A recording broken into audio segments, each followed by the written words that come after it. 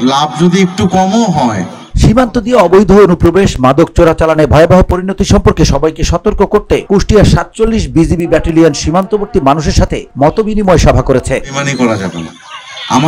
কুষ্টিয়ার ৪৭ বিজিবির আয়োজনে বিকেলে গাংনী উপজেলার তেঁতুলবাড়ি সরকারি প্রাথমিক বিদ্যালয় মাঠে এই মতবিনিময় সভা অনুষ্ঠিত হয়। মতবিনিময় সভায় বিজিবির অধিনায়ক লেফটেন্যান্ট কর্নেল রাশেদ কামাল রনি সীমান্তবর্তী মানুষের সঙ্গে মতবিনিময় করেন। সভা শেষে সীমান্ত দিয়ে পুশ ইন মাদকদ্রব্য চোরাচালান সম্পর্কে সজাগ থাকার আহ্বান জানানো হয়। সীমান্ত আইন মেনে চলা এবং যে কোনো সন্দেহজনক কার্যকলাপ তাৎক্ষণিকভাবে বিজিবিকে জানানোর অনুরোধ করা হয়। টাইম টু টাইম এই সীমান্ত এলাকার মানুষদেরকে সীমান্তের বিভিন্ন নিয়ম কানুন সম্পর্কে বারবার করে তাদেরকে একটু পেশনা দেওয়ার চেষ্টা করি, যাতে সীমান্তের নিয়ম কানুন জিরো লাইন থেকে যেভাবে আমাদের যতটুকু দূরে আমাদের চাষাবাদ করার কথা, জিরো লাইনের আশেপাশে যেভাবে আমাদের চলাচল করার কথা, সেগুলো যাতে ব্যত্যয় না ঘটে। এ সময় স্থানীয় গণ্যমান্য ব্যক্তিবর্গ ও গণমাধ্যম কর্মীরা উপস্থিত ছিলেন।